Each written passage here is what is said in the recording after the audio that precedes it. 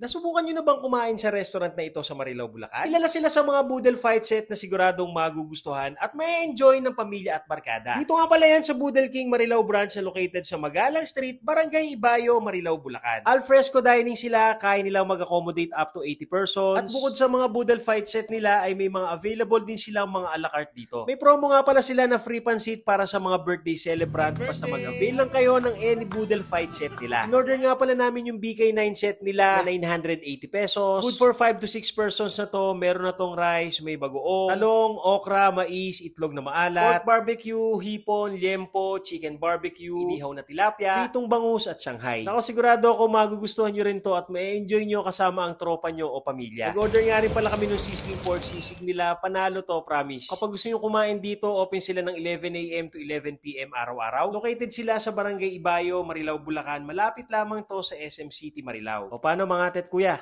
Kain tayo.